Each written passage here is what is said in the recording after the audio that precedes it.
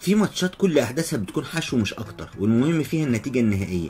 منهم واولهم ماتش النهارده بين الزمالك ورينجرز في مباراه العوده، لان لو صغرنا مخنا ودققنا في التفاصيل هنعكنن على روحنا.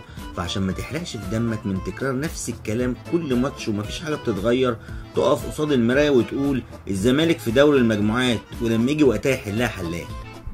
الزمالك بيبدا بطريقه 4-3-2-1، جنش قصاده علي جبر واسلام جمال، على يمينهم اسامه ابراهيم وعلى شمالهم احمد فتوح. 3 في نص الملعب، طارق حامد ديفندر على الدايره صريح، قصاده احمد توفيق ومعروف يوسف بوكس تو بوكس. في الهجوم محمد ابراهيم وستانلي تحت مهاجم صريح وسام باولو. شوط اول متوازن والفريقين قسموا بينهم. اول 10 دقايق يدوك امل ان الزمالك ممكن يعمل ماتش كبير، نازل ضاغط وتحس فيه عند اللعيبه رغبه انهم يخلصوا الماتش بدري بدري. ستانلي وباولو بيروحوا لكن مفيش تركيز في الفينش، وراها خبط لزق. معروف ان معروف مش بتاع انفرادات ولا بيسجل ولا هيسجل في الالفيه دي، وبالتالي ولا اي اندهاشه من ضياع الانفراد ده. جالك فرصتين وسيطرت ولعبت لك شويه حلوين ما جبتش اجوان، دي مشكلتك.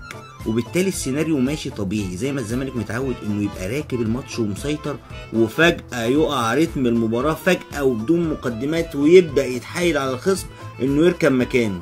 بطل العالم في ادخال الخصم للجيم. كل الهجمات الخطيرة اللي عملها رينجرز في الشوط الأول كانت إما بطء ارتداد ثلاثي الوسط، وبالتالي إسلام وعلي بيفاجئوا باللي جاي فري في وشهم، وعلى ما بيوصل توفيق أو معروف للمساندة بتكون الهجمة خلصت وربك سطر وجنش بيلعب ضربة المرمى. أو كور عرضية نتيجة قلة خبرة فتوح وكسل أسامة إبراهيم، نتج عنهم كم لا بأس به من العرضيات اللي لو بتلعب فرقة كرة بجد كانت النتيجة هتتغير كل كام دقيقة. وكعادة المباريات الإفريقية أخطر فروت في الفرق اللي بنقابلها بيبقى الحكم، وبيبقى خطر جدا في التلت الهجومي، ممكن يعمل أي حاجة في أي لحظة.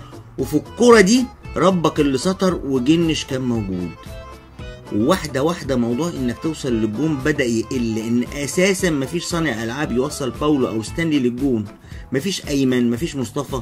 ايه ده؟ مش ده محمد ابراهيم؟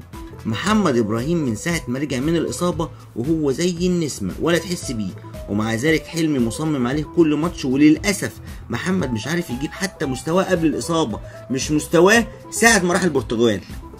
وما اعتقدش حد استغرب من الجون اللي لبسناه في اخر الدقيقه من خطأ دفاعي نموذج للسذاجه. مبدئيا فتوح مغطي الاوفسايد، واسلام سايب مكانه وطالع يضغط بره ال 18، وعلي سرحان، فكان من البديهي الراجل يستلم على راحته في قلب منطقه الجزاء ويجيب جون يغيظ في توقيته وطريقته. مشكله محمد حلمي الرئيسيه في الشوط الثاني انه ما كانش عارف هو عايز ايه تحديدا من الشوط ده. بعد ما لبسنا جون في اخر دقيقه في الشوط الاول، هل هو عايز يهاجم ويتعادل ولا يقفل الملعب ويلم الدور بدل ما الماتش يفرقع في وشه؟ الحاله دي تمثلت في ابهى صوره في اول تغييرين عملهم حلمي بعد 5 دقايق بس. بيفاجئ حلمي نفسه بنزول ايمن حفني مكان حسام باولو. مكان باولو هو يمشي لان ستانلي دخل راس حربه صريح زي ما بنقول من زمان، ولو ان محمد ابراهيم هو اللي يستحق يخرج مش النهارده بس، لا من كام ماتش فاتوا، بس تغيير ممكن يعدي. لكن حلمي بيرجع بعدها ب10 دقايق بس ويبهر نفسه قبل ما يبهرنا بخروج محمد ابراهيم ونزول باسم مرسي. نظام ودنك منين؟ وستانلي اللي مرمطينه معانا شويه جوه وشويه بره ده ذنبه ايه؟ عموما ستانلي شكله هو كام شهر كده هيقضيهم معانا، يستحملهم بالطول ولا بالعرض، وهي مساله وقت، وهيحصل مؤمن وحمودي ودودار.